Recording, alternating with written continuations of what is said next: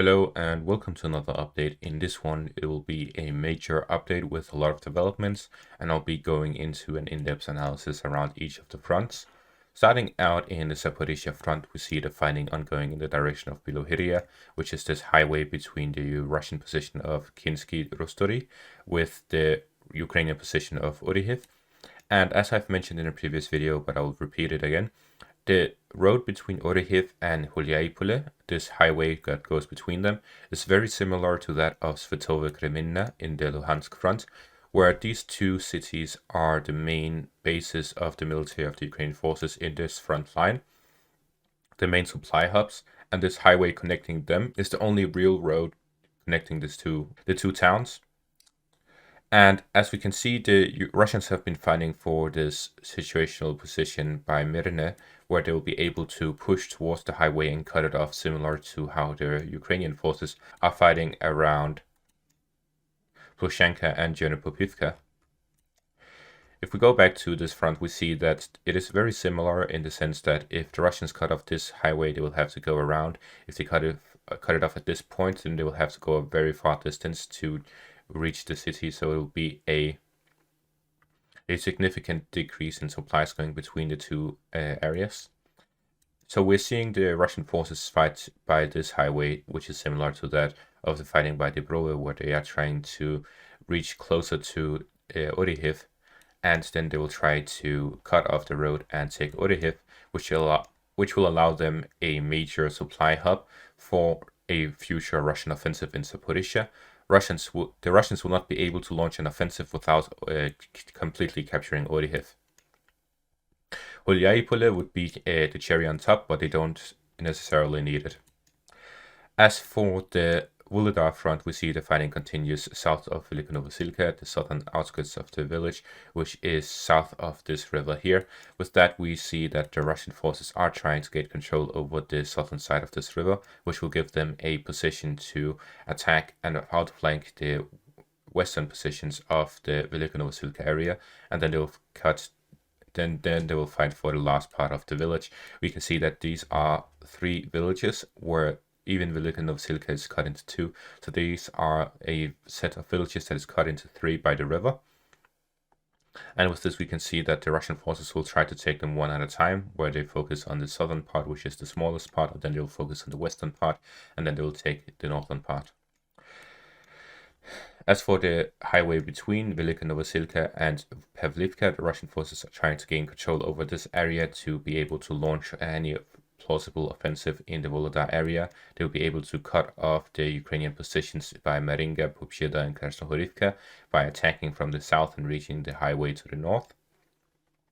At the same time, they continue their attacks in the direction of Novomykhailivka, Popshida, Marinka, and Krasnohorivka.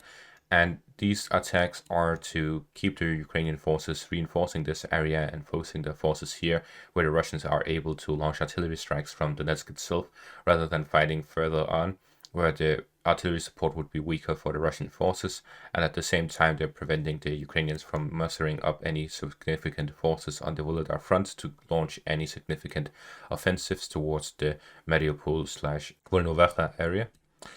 And so that's it for the Donetsk front. Moving on to the northern part, we see that the Russian forces are continuing their attacks in the direction of Nevelske and Pervomaiske, and they have actually managed to capture Vodyane since yesterday, which means that the Russian forces will now have the ability to either attack to the southern front of Avdiivka, where there's this military base by the Ukrainian forces here to the south, or they'll be able to attack to the north, which is in the direction of Sheverne, or they'll be able to continue their attacks in the direction of Vodyane to the west, or most likely they'll just do all three at the same time, which is what they usually do. They capture a significant village with a great position, and then they attack in three different directions. So this is very significant because we are now seeing a Russian movement to encircle Avdiivka, which is the main heavily fortified city in front of Donetsk, and it has about equal significance to Soledar.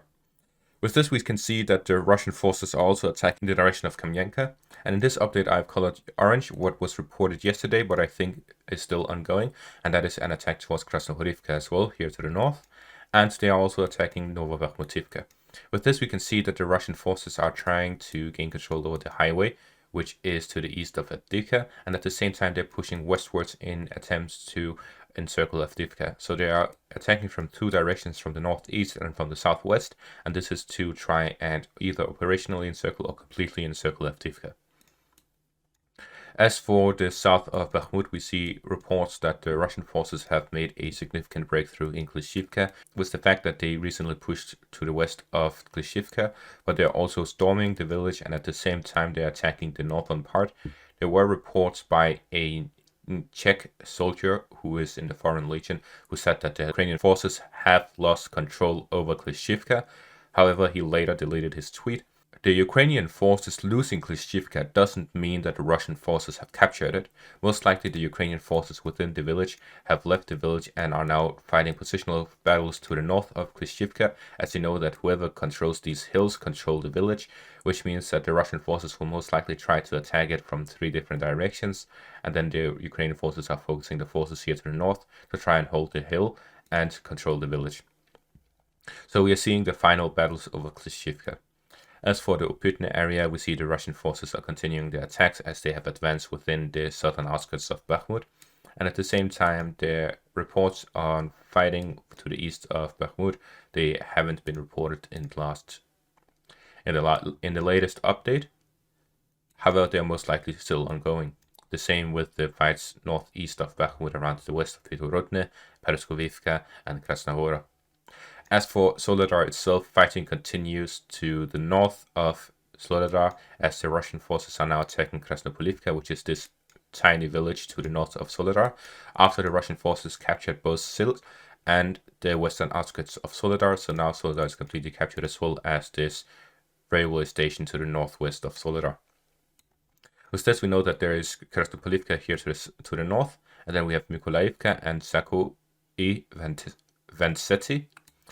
These three small villages will be what is between the Russian forces and cutting off this southern road to Siversk. With that, there will be only one road to Siversk, and that is this one that goes through the valley here to the west, and it's a tiny road going to a village. And there's also the highway that goes to Liman. However, most likely, if anything, they'll have some pontoon bridges because the bridge itself has been blown up a long time ago. And that will significantly reduce the supplies that can go through this area. So with that in mind, we see that the Ukrainian forces either have pontoon bridges to a highway towards Siversk, or a small road that goes through a village to the Siversk area. And with these small minor supply lines to a large area front line like this, it'll have a significant strain on the supplies that goes to this area. Of course, they will be better supplied than the Russian forces were at Kherson.